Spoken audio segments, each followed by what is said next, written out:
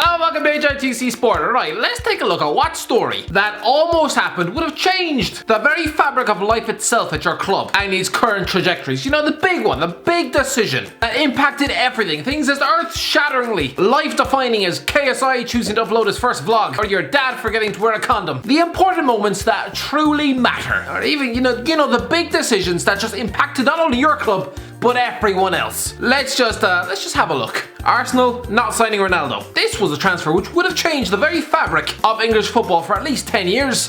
Just imagine if Arsenal had signed Cristiano Ronaldo from Sporting Lisbon back in 2003, which they were in pole position to do. He'd have arrived instead of Jose Antonio Reyes, God rest his soul, would have become a teenage invincible, Christ what would that have done to his ego, would have developed into a world star at the Emirates Stadium, helping Arsenal to retain their status as top dogs in English football, instead of slithering down the drain pipe, coated in the sweat of Danielson and Nicholas Bentner. Manchester United, who were probably forced to sign someone like Harry Kewell instead, would have just stumbled along in third for much of the decade. Maybe then Arsene Wenger might have actually bowed out as a club legend, instead of being treated as a man riddled with leprosy. Or who knows, maybe we've just gone the other way. Instead of Ronaldo progressing and developing in a club where professionalism was absolute key, he might have just spent every Friday night falling out of nightclubs with Nicholas Bentner for about 3 years. And instead of 5 Ballon d'Ors and an all-time world legacy, he'd currently be a fat piece of sludge with all the end product of a wounded duck, still tossing himself off to the very concept of a step-over, which was all he could seem to do back then, and he'd be living out of a fridge freezer at the back arse of Russia or something. Aston Villa not appointing Henry. Yes, I could have gone for when Martin O'Neill almost signed Wesley Sneijder back in the summer of 2009. Instead, Sneijder lifted the treble, reached the World Cup final and nearly won a Ballon d'Or. That was probably enough to make O'Neill want to iron his own face. But no, let's go for this one, alright? When Villa, for some insane reason, when club officials must have been drunk on petrol fumes, tried to hire Thierry Henry as a manager. Thierry Henry favoured to take over as Aston Villa manager. Now don't get me wrong, watching a football club pay a wage to both Henry and Jack Grealish, it'll be enough to, make me want to see them burn to the ground. The only way they could go down further in my estimations is if they try to take a piss on my lawn and impregnate my cat. How do Brendan Rodgers and Thierry Henry both get shortlisted for the same position? It's like KFC trying to choose between, a level-headed student with an impressive CV in retail and customer service versus a street junkie plugged to the eyeballs on liters of smack. I think Henry has proven that not only does he have the morals and ethics of a sewer rat, he can manage to save his life. Had he been given the job and Dean Smith, an actually competent football manager, it would have just been Roberto Di Matteo Mark II. And instead of promotion, this club could actually be stuck in League One. I've just realised most of you are probably looking at my coat and trying to hold in your vomit, so don't worry.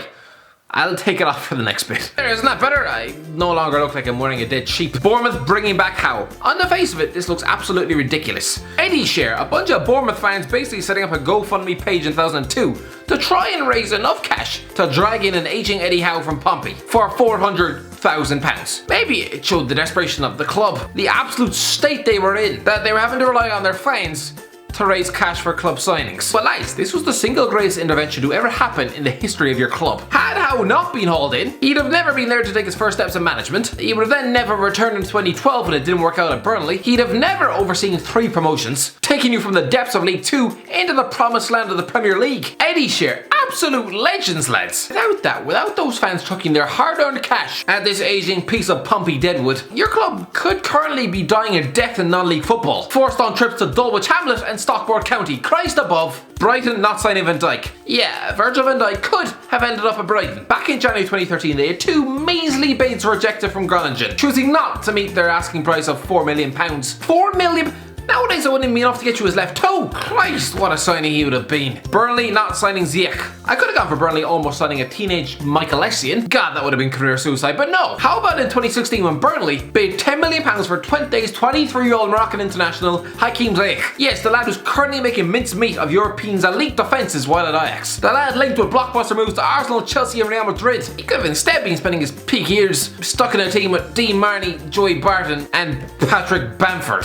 Chelsea not signing Aguero. Chelsea on verge of signing Sergio Agüero for 40 million from Atletico Madrid. Chelsea the club for me, says Atletico Madrid Sergio Agüero. Sergio Agüero hints at summer move to Chelsea. Chelsea are a great club. They've become one of the most feared in Europe over recent years. London will be a really amazing city to live in as well. Myself and my wife could be really happy there. It's memories like this that would probably make the average Chelsea fan want want to staple their eyes shut forevermore. These must be agonizing. You had him in your grasp. One of the deadliest finishers in Premier League history. A guy who's probably going to end his career being second in the all-time goal-scoring charts. He would have been the heir to Didier Drogba. There'd have been no £50 million flushed down the drain on Fernando Torres. You could have signed Aguero in 2009 instead for almost what you spent on Danny Drinkwater. This would have changed everything. In the last 10 years, you've spent over 300 million on fairly useless centre-forwards. This one £40 million acquisition would have sorted out that position for over a goddamn decade. It would have changed everything. Crystal Palace not appointing Dowie. Remember when Ian Holloway stepped down as Crystal Palace boss in October 2013? With the club rooted to the foot of the league with 7 defeats out of 8. They were almost certainly going down, but not only that, in real danger of setting a record low points total. And considering the record was 11, that would have been pretty damn special. Very few men on the planet would have kept that Palace team up. Completely devoid of ideas, and with Marouane Chamakh up front, Ian Dowie was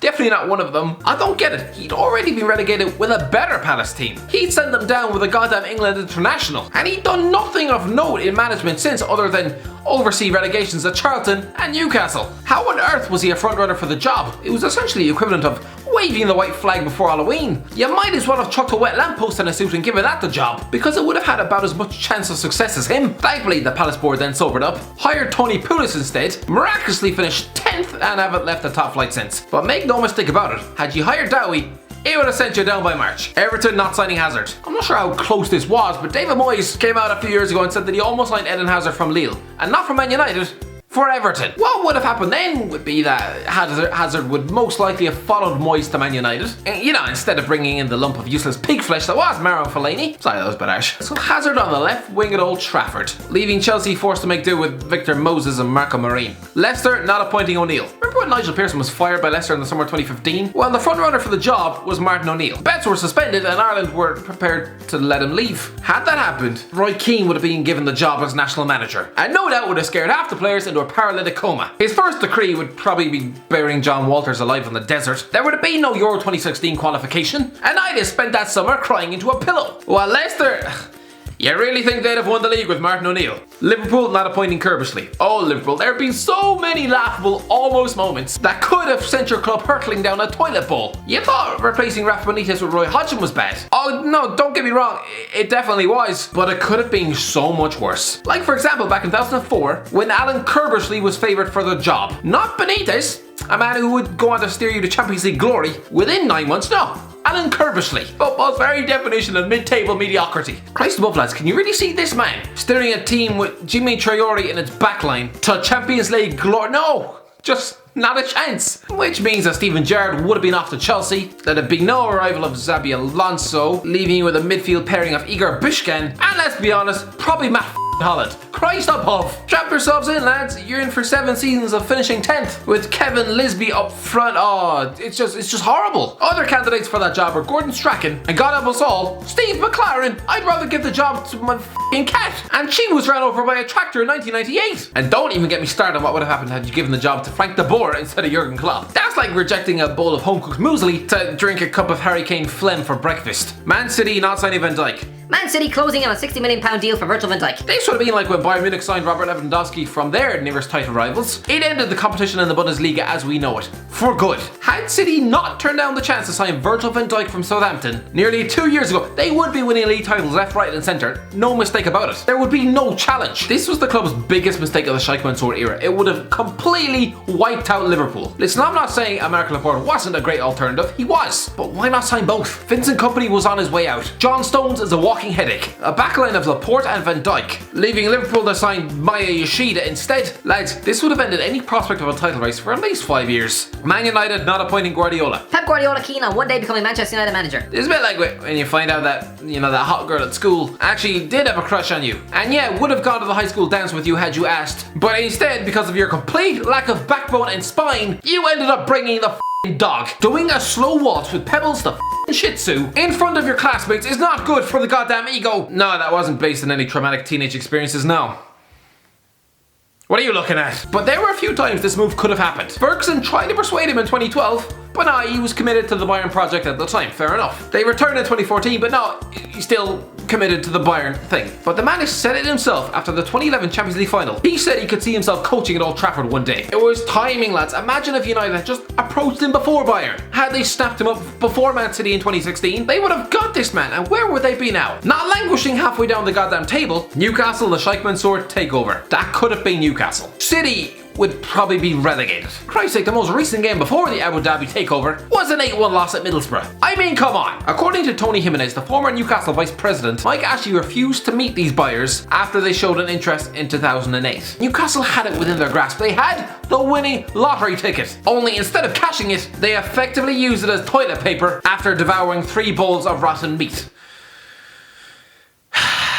Norwich not signing Alderweireld. Take your pick. I mean, Norwich almost signed Kalidou Koulibaly from Napoli on deadline day back in 2015, but let's take a look at the summer 2013, when the Canaries had agreed a fee with Ajax for Toby Alderweireld. He decided not to link up with Chris Hughton, and Norwich went and got relegated instead. Sheffield United selling Unsworth. Yeah, Sheffield United might still whine about the fact that Carlos Tevez sent you down illegally back in 2007, but let's not forget, lads, they were ultimately sentenced to the chair by a left back they just sacked off 4 months earlier. Yep, David Unsworth, who spent the first half of the season at Bramall Lane, actually sent them down with a match-winning spot kick for Wigan on the final day of the season. Maybe if you'd not sold him in January, then who knows? You might have stayed up. Southampton not appointing McLaren.